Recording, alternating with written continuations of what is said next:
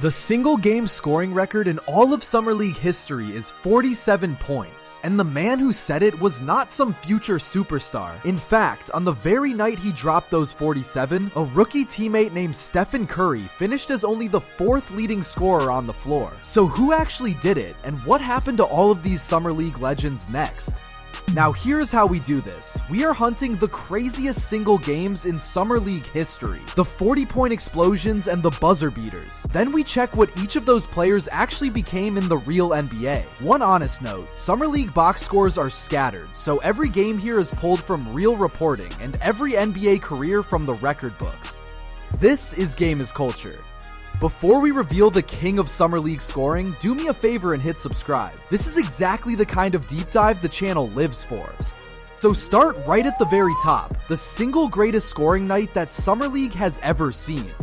In 2009, Golden State's Anthony Morrow erupted for 47 points on 18 of 26 shooting. It is still the Summer League single game scoring record to this very day. But here is the twist. Morrow was never a star. He became a solid 9-year role player, averaging 9 points a game. So the greatest scoring night in Summer League history belonged to a career role player.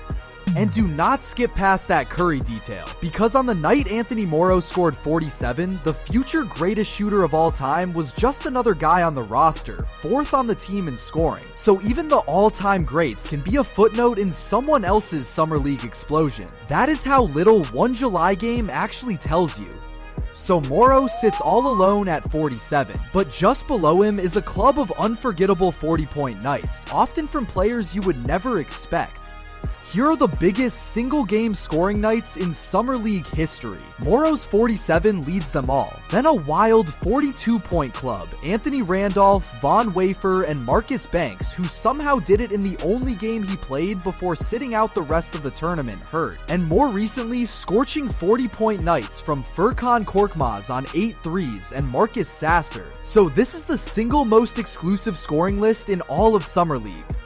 So look closely at that list, because it is not a who's who of MVPs. It is mostly role players, journeymen, and overseas legends. A scorching 40-point July night, it turns out, is one of the worst predictors of NBA stardom there is. So the names that light up Las Vegas rarely end up lighting up the league.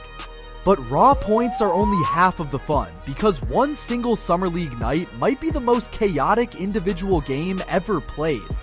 In 2014, Glenn Rice Jr. put up 36 points and 11 rebounds and drained a buzzer-beating 3 just to force a third overtime. He won Summer League MVP. It was absolutely legendary, and then his entire NBA career amounted to 16 games and 2.7 points a night. 16! So the hero of that insane night barely played in the league at all. So sit with that gap for a second. A player hits one of the most dramatic shots in Summer League history, wins the MVP outright, and is essentially out of the NBA within a single year. 16 career games total. So it turns out the brighter the July legend, the harder the fall can be when the real season arrives. Now another night that completely broke the internet, this time for pure ridiculous shot making. In 2012, Josh Selby caught fire for 35 points, hitting 7 of his 8 threes. He shared Summer League co-MVP that year with Damian Lillard, so same awards, same summer. But Selby played just 38 NBA games and averaged 2 points. Lillard became a 9-time All-Star, so the same trophy led to 2 completely opposite universes. But it is not all heartbreak, because every so often, the Summer League explosion turns out to be the absolute real thing. In 2017, a rookie named Donovan Mitchell dropped 37 in a single game and led all of Summer League at 28 a night. And this time, it actually meant something real. Mitchell went on to become a 6-time All-Star, averaging 25 points a game, one of the best guards in the league. So when the talent is truly genuine, a July explosion really can be the very first sign of a star being born. So here's the real question underneath all of this. When a player goes completely nuclear in Summer League, does it actually predict a single thing about his NBA future?